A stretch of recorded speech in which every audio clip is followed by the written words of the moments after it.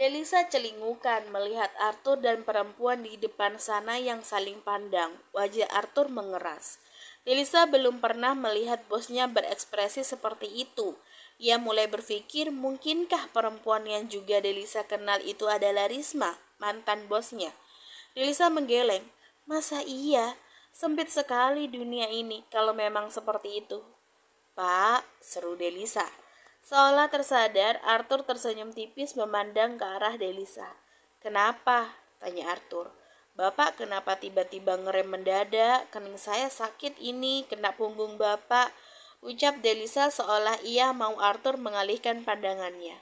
Perempuan tadi masih melihat ke arah mereka. Begitu juga dengan wanita parubaya yang duduk di depan perempuan itu. Langsung melihat ke arah mereka begitu nama Bagas disebut. Loh Bagas, apa kabar? Seru wanita parubaya itu. Delisa rasanya benar-benar mau menganga. Bagaimana mungkin, pikirnya. Arthur mendekati meja mereka dan tersenyum tipis. Ia nampak santai. Baik, tante apa kabar? Tanya Arthur balik dengan tenang. Seolah ekspresi yang barusan Delisa lihat tidak pernah ada. Sehat, kami sehat. Ini aja lagi liburan. Suaminya Ria sekarang sudah jadi kepala dinas. Ada kerjaan di Bali. Jadi sekalian deh kami liburan. Bangga Tante Tina.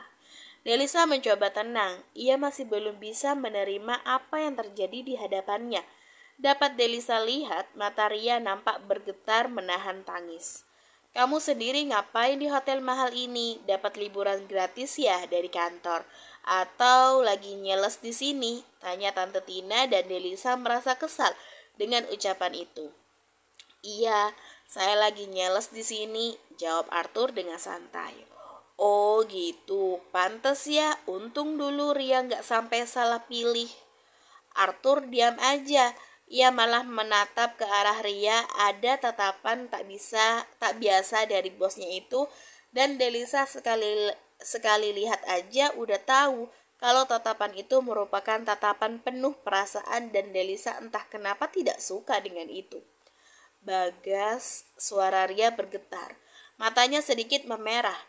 Ia mencengkram meja dengan erat, tak sanggup melanjutkan ucapannya. Pak, kita udah ditunggu. Ucap Delisa tidak tahan lagi. Ia sejak tadi menyembunyikan diri di belakang Arthur. Juga kelihatannya Ria dan Tante Tina tidak melihat dirinya. Tante Tina menatap Delisa dengan heran. Delisa, kamu ngapain di sini? Lagi kerja tante, maaf ya kami permisi dulu, ada janji. Ayo pak, kita sudah ditunggu. Delisa menginstruksikan Arthur untuk melanjutkan jalan mereka menuju ke tempat tujuan. Kalau begitu saya permisi. Arthur dan Delisa berlalu menuju meja mereka. Ria masih menatap kedua orang yang baru saja berlalu pergi dari hadapannya dengan tatapan sendu. Delisa sesekali melirik ke arah Ria dan Tante Tina duduk tadi. Saat ia melihat ke arah sana, Ria juga sedang melihat ke arah mereka. Delisa mulai kepo akut, apa yang sebenarnya terjadi. Arthur sendiri nampak santai mengobrol dengan Tuan Teddy, rekan bisnis mereka dari negara tetangga. Saya permisi ke toilet dulu, ucap Delisa meminta izin. Sekeluarnya ia dari bilik toilet, ia malah berpapasan dengan Ria yang baru saja selesai mencuci wajahnya. Wajahnya nampak sendu seperti habis menangis. Mbak Ria, mbak nggak apa-apa? Ria tersenyum ramah seperti biasa kemudian menyeka wajahnya dengan tisu. Nggak apa-apa kok, mau balik ya, ayo bareng, ajaknya. Delisa sebenarnya malas, apalagi harus bertemu muka dengan Tante Tina. Muak sekali rasanya Delisa. Di rumah bertemu mereka, di sini yang nyebrang pulau malah masih ketemu juga. Mereka lagi. Ria tak bicara apapun, juga tidak menanyakan apapun pada Delisa hingga mereka berjalan dalam hening. Karena berjalan bersama Ria, mau tidak mau Delisa jadi harus lewat jalan yang sama dengan Ria. Padahal tadi ia sudah lewat jalan lain untuk menghindar. Melihat Delisa yang berjalan bersama Ria, Tante Tina langsung menggamit Delisa. Delisa, kamu kok bisa sih bareng sama Bagas? Tanya Tante Tina yang kepo. Bagas, Bagas siapa? Tanyanya sok polos. Delisa tersenyum karena satu ide muncul di benaknya. Tante Tina agak berdecak, yang tadi bareng kamu itu loh. Tunjukkan ke arah Arthur yang masih mengobrol santai. Oh itu mah Pak Arthur, bosnya Delisa. Arthur, bos. Tante Tina tampak tak percaya. Masa sih? Terus kamu ngapain di sini? Ya kan Delisa sekretarisnya, jadi wajar kan kalau lagi kerja Delisa ngikutin dia. Kening Tante Tina mengerut. Sekretaris? Delisa mengangguk lagi. Tapi bukannya kamu sekretarisnya direktur ya? Iya tante. Jadi Tante Tina menganga, kemudian melihat ke arah Arthur dan Delisa bergantian. Maksud kamu Bagas itu direktur? Kagetnya. Masa sih? Kamu gak bohong kan? Ngapain Delisa bohong tante? Apa untungnya?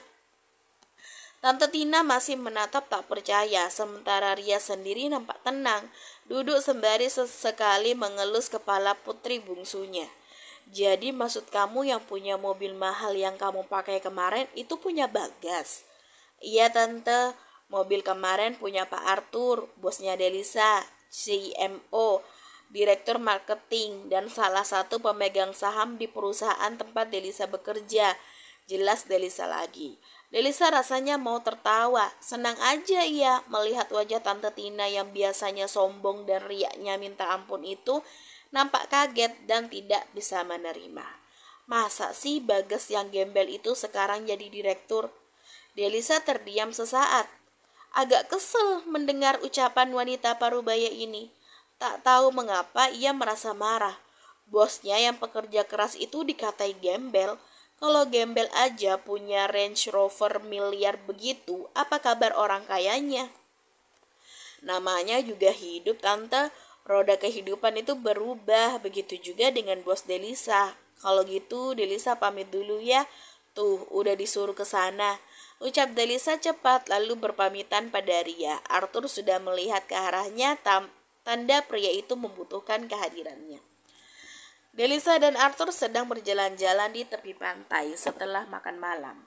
Mereka berjalan dalam diam, tak ada satupun yang mau memulai pembicaraan. Tapi Delisa gerah, harus terus berdiam diri begini. Jadi setelah mengumpulkan keberanian, ia hendak bertanya apa yang sebenarnya terjadi tadi. Walau secara garis besar, Delisa sudah paham kalau Ria adalah Risma, mantan bosnya ini. Pak, seru Delisa. Mau duduk dulu? Arthur mempersilahkan Delisa duduk di kursi tepi pantai. Pantai malam hari terlihat tenang. Karena interupsi Arthur tadi, Delisa jadi ragu untuk bertanya. Kamu tadi mau bicara apa? Tanya Arthur karena Delisa tidak kunjung berbicara. Bahkan sampai kelapa muda mereka datang, suasana masih hening. Gini, tapi Bapak jangan marah atau tersinggung ya. Delisa menatap Arthur sambil memelas. Bukannya apa, dia tidak bermaksud untuk mengulik masa lalu bosnya ini. Arthur berdehem mengiyakan sembari meminum air kelapanya. Yang tadi itu mantan Bapak ya? Arthur berdehem lagi. Mantan yang mana? Tanya Delisa lagi. Mana tahu kan Arthur punya pacar yang lain selain wanita bernama Risma. Arthur menaruh kelapa muda yang tadi ia pegang ke atas meja. Mantan saya cuma satu. Delisa cukup kaget mendengar hal itu. Tapi kan mantan bosnya Delisa ini namanya Risma, bukan Ria. Tapi bukannya mantan bapak namanya Risma. Arthur tertawa kemudian menatap ke arah Delisa. Mereka orang yang sama, tapi kenapa dipanggil Risma? Nama Mbak Ria kan kalau nggak salah Maria. Iya. Arthur mengangguk mengiyakan. Kalau dipikir agak malu juga mengatakan alasannya kenapa bisa nama Ria jadi Risma. Memangnya kenapa Pak? Tanya Delisa semakin merasa kepo dengan apa yang terjadi di masa lalu Arthur. Apa ya kalau istilah zaman sekarang itu bucin ya? Saya dulu layaknya remaja biasa, suka lebay, jadi bisa dibilang itu panggilan saat kami masih pacaran. Delisa masih diam menyimak, tapi kenapa rasanya ia semakin kesal karena Risma itu ternyata panggilan sayang mereka. Dan juga dulu ia pernah jadi queen sekolah, juga karena namanya Maria yang berarti yang mulia. Tapi kenapa malah jadi Risma, bukannya harusnya queen atau apa gitu? Ya nggak tahu juga ya saya. Lambat laun malah jadi dipanggil Risma sampai sekarang. Terus dia cinta pertama bapak. Arthur diam aja, tak mau menjawab.